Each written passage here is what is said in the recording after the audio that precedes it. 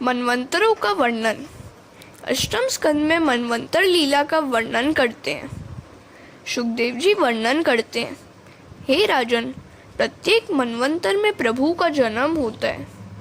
प्रत्येक मनु के राज्य में प्रभु का एक विशिष्ट अवतार होता है। इस कल्प में 6 मनु हुए हैं। प्रथम स्वयंभू मनु की कथा मैंने तुम्हें सुनाई। स्वयंभू मनु की पुत्रियां आकुति और देवहूति के चरित्र की कथा मैंने तुम्हें सुनाई। दूसरे मनवंतर में स्वयंभू मनु तपश्चर्या करने के लिए वन में गए। वहां श्री यज्ञ भगवान ने राक्षसों से उनकी रक्षा की। उन्होंने कहा है, यह सारा जगत और जगत में रहने वाले सब चर अचर प्राणी परमात्मा में ओतप्रोत हैं। अतः संसार के किसी भी पदार्थ से मोह न रखकर इनका त्याग करके जीवन निर्वाह के लिए जितना जरूरी हो उतना ही उपभोग करना चाहिए। तृष्णा का सर्वथा त्याग करना चाहिए। इस जगत की संपत्ति किसकी है और कब किसकी हुई है?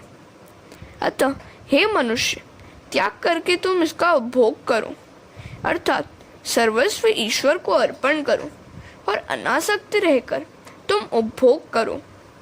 दूसरों के धन को प्राप्त करने के लिए स्पृहा मत करो। यह सारा जगत ईश्वर से व्याप्त है, अर्थात प्रभु सर्वव्यापक है। ऐसा जो मनुष्य सोचेगा वह कभी भी किसी से द्रोह नहीं करेगा। विषयों में मन न फंसे, इस बात का ध्यान रखो। इस जगत के पदार्थ आज तक किसी के नहीं हुए और होंगे भी नहीं, फिर भी मनुष्य उनसे ममता रखता है और उनमें अपनी आसक्ति बढ़ाता है। ऊपर बतलाया हुआ अद्वैतवाद सुंदर है, द्वैतवाद का त्याग करो। ऋषि भी मोक्ष पाने से पहले सत्कर्म करते हैं। सत्कर्म करने वाले मनुष्य ही निष्काम भाव को प्राप्त करते हैं। ईश्वर को भी कर्म करने पड़ते हैं, परंतु ईश्वर किसी भी कर्म में आसक्त नहीं होते। वे तो अनासक्त रहकर कर्म करते हैं। राम कृष्ण आदि अवतारों में मनुष्य के श्रेष्ठ आचरणों का आदर्श बतलाने के लिए भगवान ने सत्कर्म किए।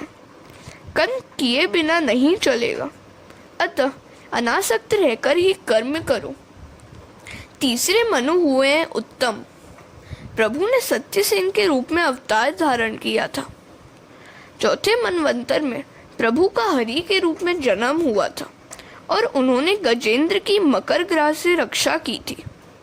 दूसरे अध्याय से चौथे अध्याय तक गजेंद्र मोक्ष की कथा कही है। परीक्षित राजा कहते हैं कि मुझे गजेंद्र मोक्ष की कथा सुनाइए। सुखदेव जी राजा से कहते हैं, राजन, त्रिकूट पर्वत पर एक बलवान हाथी रहता था। वह अनेक हथनियों का पति था। गर्मी के दिन थे, कड़ी गर्मी का मौसम था। गजेंद्र हथनियों के साथ सरोवर में जल क्रीड़ा करने गया। हथनियों से और बच्चों से घिरा हुआ वह आनंद विहार करने लगा।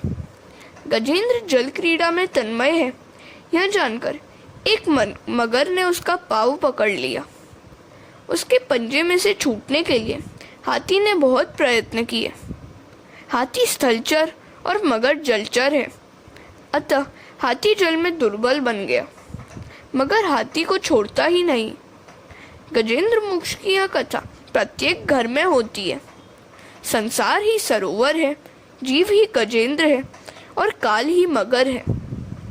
संसार के विषयों में आसक्त हुए जीव को काल का भी भान नहीं रहता। जीव मात्र गजेंद्र है। हाथी की बुद्धि स्थूल है। यदि ब्रह्मचर्य का भंग होगा तो बुद्धि जड़ होगी। हाथी अति कामी है। सिंह साल में एक ही बार ब्रह्मचर्य का भंग करता है, इसलिए उसका बल कम होने पर भी वह हाथी को मार सकता है। काम क्रीड़ा करने वाले की बुद्धि जड़ होती है। यह जीवात्मा गजेंद्र त्रिकूटाचल पर्वत पर रहता है। त्रिकूटाचल शरीर है। त्रिकूटाचल का दूसरा अर्थ होता है काम, क्रोध और लोभ। यह संसार सरोवर है। संसार में जीव काम क्रीड़ा करता है। संसार सरोवर में जीवात्मा स्त्री और बालकों के साथ क्रीड़ा करता है। जिस जिस संसार में जीव खेलता है उसी संसार में ही उसका काल नियत किया गया है। संसार में जो काम सुख का उपभोग करता है उसे काल पकड़ता है, जिसको काम मारता है उसे काल भी मारता है। मनुष्य कहता है कि मैं काम सुख का उपभोग करता हूँ, यह बात झूठी है। काम मनुष्य का उपभोग करके उसे क्षीण करता है। भोगा न भुगता वयमेव भुगता। इंद्रियों को जब भक्ति रस मिलता है तब वे शांत होती है। हरे कृष्ण।